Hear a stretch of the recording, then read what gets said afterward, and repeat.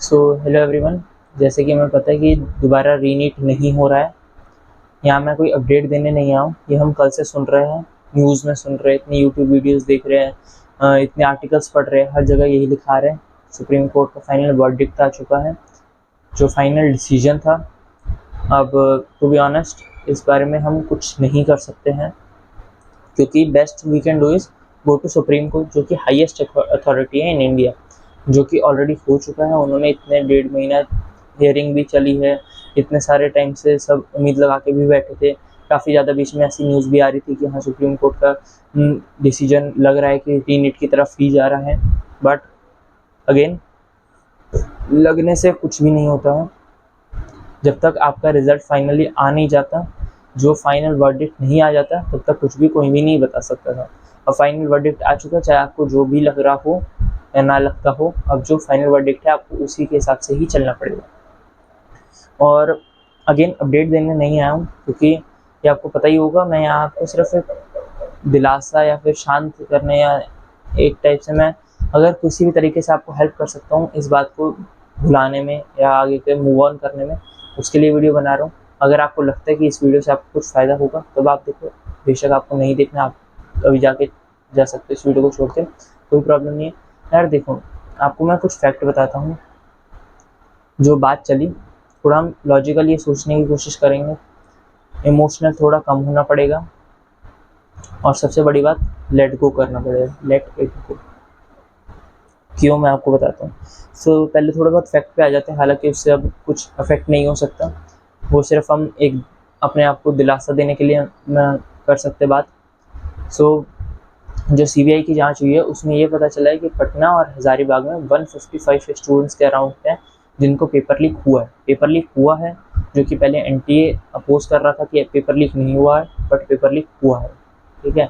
और सीबीआई ने ये रिपोर्ट में बताया भी है कि हज़ारीबाग और पटना में अप्रॉक्सीमेटली मेरे ख्याल से 155 स्टूडेंट्स हैं जिनको ये पेपर लीक हुआ है, और वो ट्रैक कर सकते हैं कौन कौन से स्टूडेंट है, और वो मॉनिटर कर सकते हैं कि क्या करना है आगे।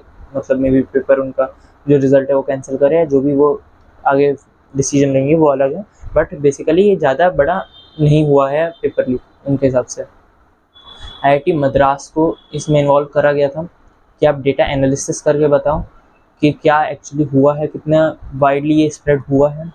सो उनकी जो एनालिसिस थी, जो उनकी कमेटी बैठी आईआईटी मद्रास ने उन्होंने यही बोला है कि इसमें कोई भी ज़्यादा मास पेपर लीक नहीं हुआ है, no mass paper leak was done, और कोई भी सिस्टमिक ब्रीच नहीं हुआ है, यानी कोई भी सिस्टम में एक टाइप से लूप होल नहीं हुआ है इतना बड़ा।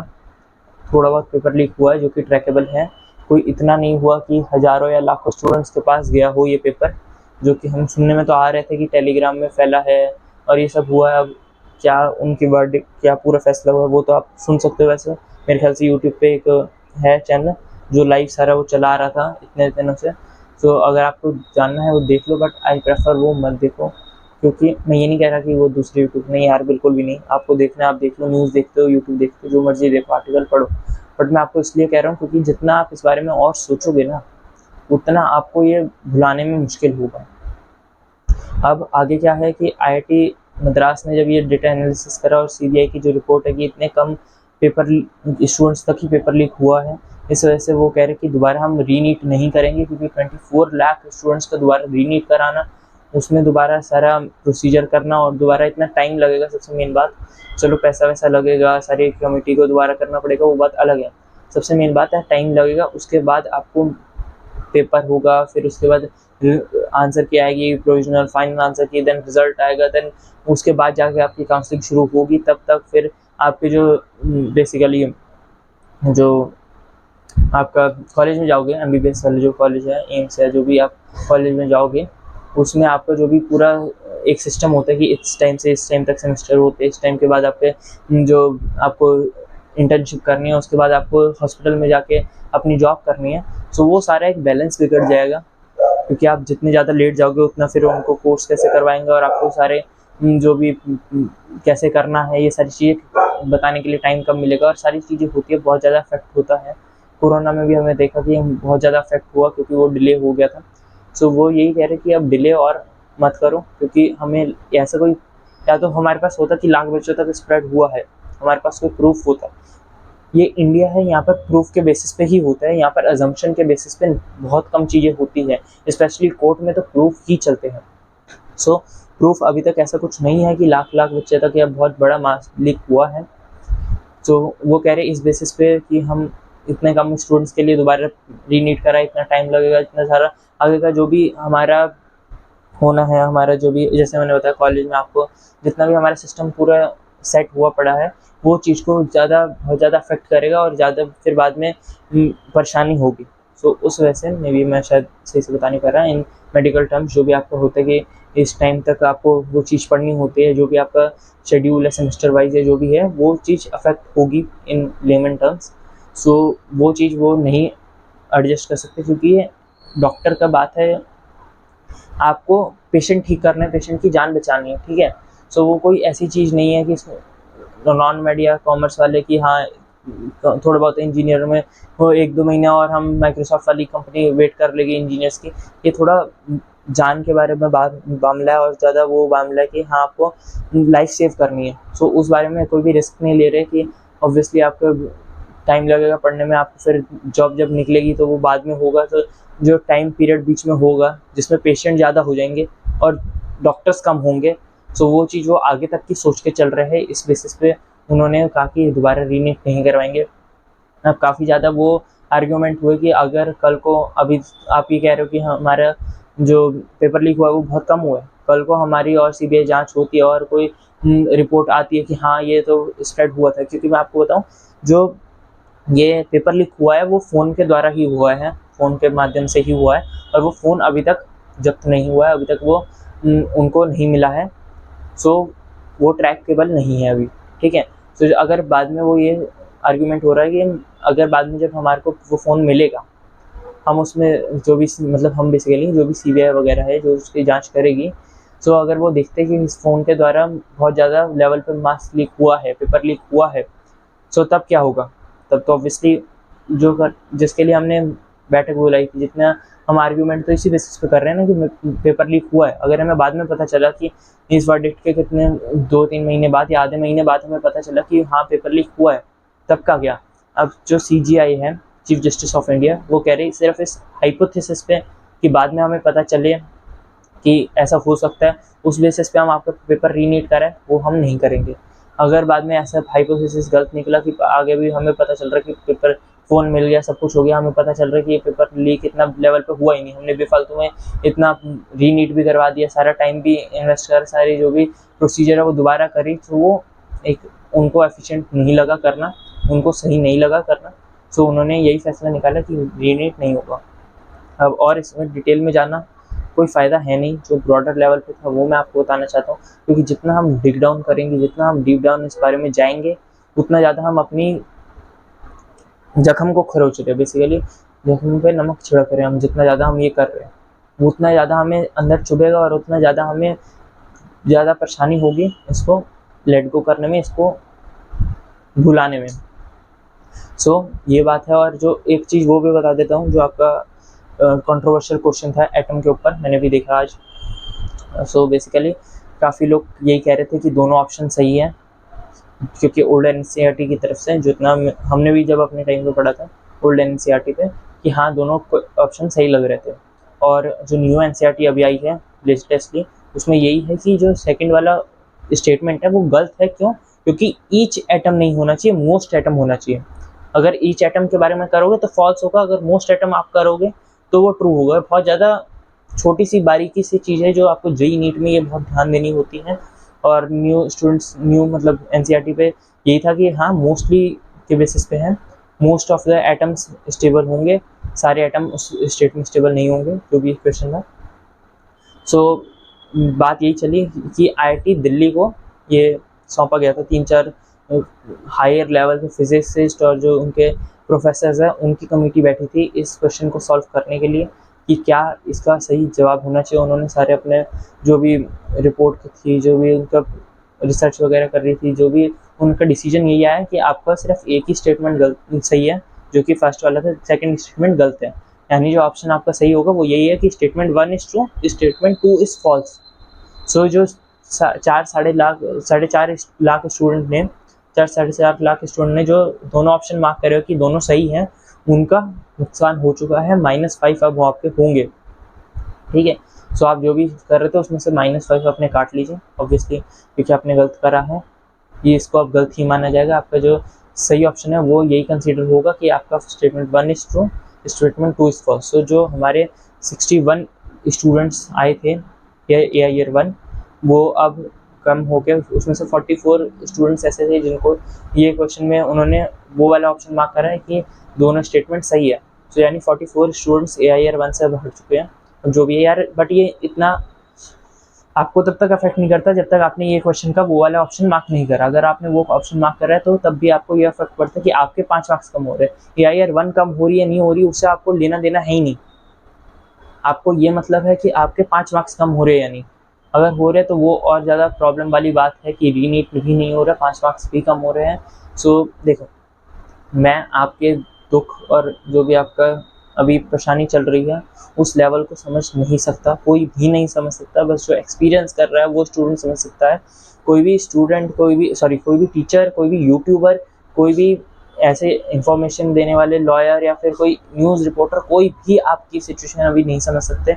मैं सिर्फ आपको आपकी जगह अपने आप को रख के देख रहा था कल से, इसलिए मेरे को भी बहुत बुरा लग रहा था कि अगर मेरे साथ ऐसा होता तो मुझे कितना ज़्यादा बुरा लगता, क्योंकि मैंने भी जेईई दिया है, मैंने भी ये सारी चीज़ें देखी है कि 2 साल मेहनत करके पढ़ना और फिर उसके बाद अगर ऐसा हो जाए तो किसी को भी एक्सेप्टेबल नहीं होता है। सो वो सारी चीज़ें हैं, मुझे भी बुरा लग रहा है काफ़ी हद तक, काफ़ी टीचर्स को बुरा लग रहा है, काफ़ी लोगों को बुरा लग रहा है। पर जो आप अभी एक्सपीरियंस कर रहे हो उस लेवल का कोई भी एक्सपीरियंस नहीं कर सकता है। सो अगेन यार, अभी मैं आपको सिर्फ इतना कह सकता हूँ, इस बारे में जितना कम सोच सकते हो उतना कम सोचो और इसको बस जाने दो। इसको बस ये एक बुरा दिन समझ के, बुरा सपना समझ के छोड़ दो।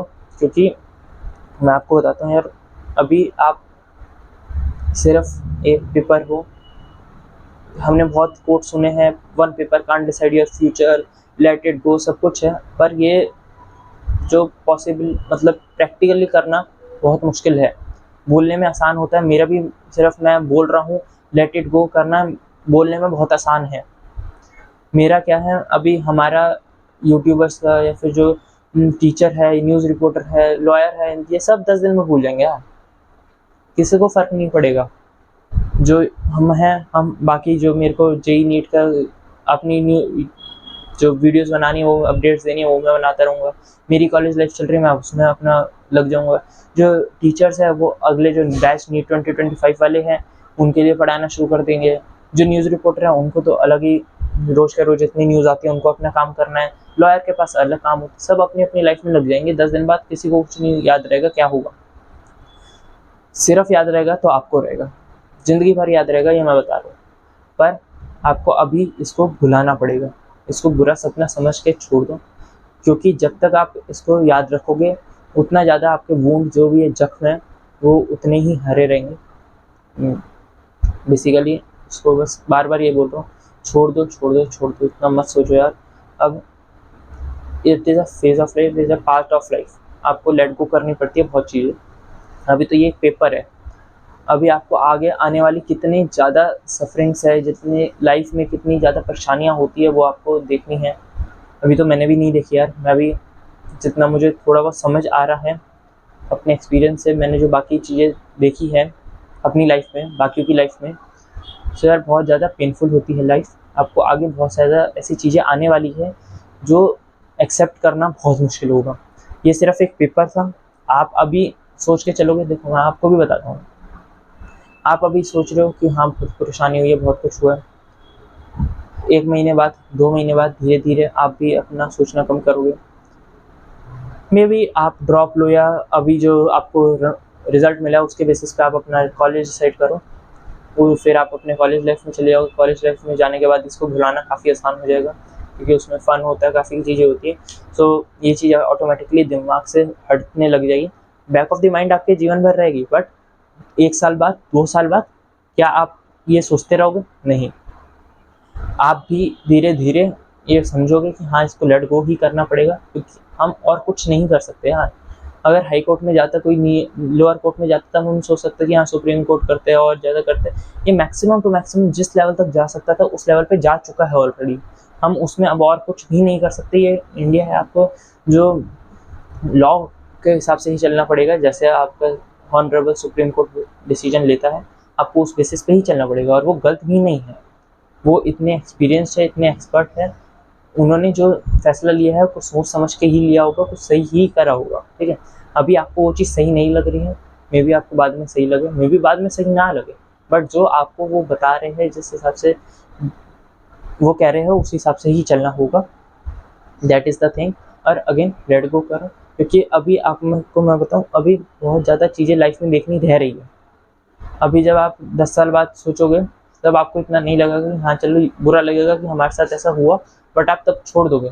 ऐसी बहुत ज़्यादा चीज़ें आगे आने वाली है जिसको एक्सेप्ट करना बहुत मुश्किल है, और ये सिर्फ एक पेपर है, एक छोटी सी चीज़ है जिसको आप आसानी से भुला सकते हो। आगे ऐसी बहुत सारी चीज़ें आने वाली है जिसको आपको भुलाना बहुत मुश्किल होगा इन लाइफ।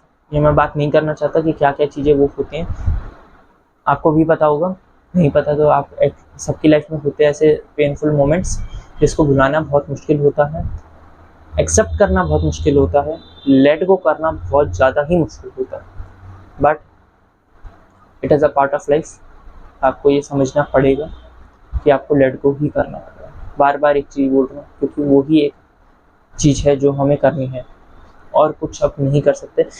और डिस्कशन मत करो यार अपने फ्रेंड्स के साथ, पेरेंट्स के साथ, और डिस्कशन मत करो। रोना है रो लो, एक बारी रो के ख़त्म करो, पर इस बात को भुलाओ। ज़्यादा से ज़्यादा जितनी जल्दी भुला सकते हो भुलाओ, भुला के अपनी आगे लाइफ पे फोकस करो। आगे का क्या आपको करना है उस पर फोकस करो। आपको अब इसी जो रैंक मिली है, जो रिजल्ट आएगा उसके बेसिस पे ही कॉलेज लेना है वो सोचो, नहीं लेना है, ड्रॉप लेना है वो सोचो, पर फैसला जल्द से जल्द आपको करना है। आगे मूव ऑन आपको जल्द से जल्द करना है। ठीक है, बस यही था। होप आपको इस वीडियो देखने से कुछ ना कुछ संतुष्टि मिली हो, कुछ ना कुछ आपको, अगर मेरी इस वीडियो बनाने से थोड़ी भी आपकी हेल्प हुई, कि आपको थोड़ा भी लेट गो करने में या फिर थोड़ा भी आगे मूव ऑन करने में अगर हेल्प हुई है, तो ये वीडियो बनाने का सक्सेसफुल हो चुका है। चाहे कमेंट्स में कोई कुछ भी लिखे, चाहे कोई कुछ लिखे मेरे बारे में, या नीट के जो रिज़ल्ट आया या जो डिसीजन आया उसके बारे में कुछ भी लिखें, बट मेरे को ये वीडियो सिर्फ इसलिए बनानी थी कि अगर मैं एक स्टूडेंट को भी ये दिलासा दे सकता हूँ, एक कंसोलिडेट कर सकता हूँ कि हाँ आपको अब लेट गो ही करना पड़ेगा, और आप इस वजह से थोड़ा समझ के मूव ऑन कर सको। मेरी वीडियो से कुछ भी अगर हेल्प हुई हो तो मुझे बड़ा खुशी होगी कि हाँ मैंने वीडियो बनाई, मैंने आपकी कुछ तरीके से हेल्प कर सकी, तो मैं कर पा रहा हूँ। और कोई मोरा मोटिव नहीं था इस वीडियो को बनाने का। मैं चाहता तो कल भी बना सकता था, पर कल मैं खुद इस हालत में नहीं था कि मैं प्रोसेस करूँ, और आपको मैं क्या बोलूँ मुझे नहीं समझ आ रहा था, क्योंकि मैं ही उस बात को लेट गो नहीं कर पा रहा था। अब धीरे धीरे मेरे को समझ आया है, क्योंकि ऑब्वियसली मैंने इतना एक्सपीरियंस नहीं करा, इसलिए मैं लेट गो करने में इतना मुझे प्रॉब्लम नहीं हुई। आपने एक्सपीरियंस करा है, आपको लेट गो करने में थोड़ी सी प्रॉब्लम होगी, बट आगे लेट गो ही करना पड़ेगा। सो आगे मूव ऑन करो, आगे का लाइफ के बारे में सोचो आपको क्या करना है। कुछ भी गलत काम हमने इस डिसीजन के बेसिस पे, कुछ बैड डिसीजंस हमें नहीं लेने लाइफ में, कुछ भी गलत स्टेप हमें लाइफ में नहीं लेना है। हमें सिर्फ आगे बहुत बहुत अच्छी लाइफ है यार, लाइफ बहुत अच्छी है, आपको बहुत अच्छे अच्छे मोमेंट्स मिलेंगे। चाहे आपको ऐसे कुछ कुछ खराब फेज ऑफ लाइफ देखने पड़े, कुछ खराब टाइम आपको देखना पड़े, बट लाइफ बहुत अच्छी है। आगे बहुत आपके अपॉर्चुनिटीज़ है, आपने कैरियर बनाना है, आपने बहुत कुछ आगे करना है। सो उस पर ज़्यादा फोकस करो बजाय इस एक मोमेंट पे स्टक होने के। So again let it go. With this I would like to end this video. Let it go.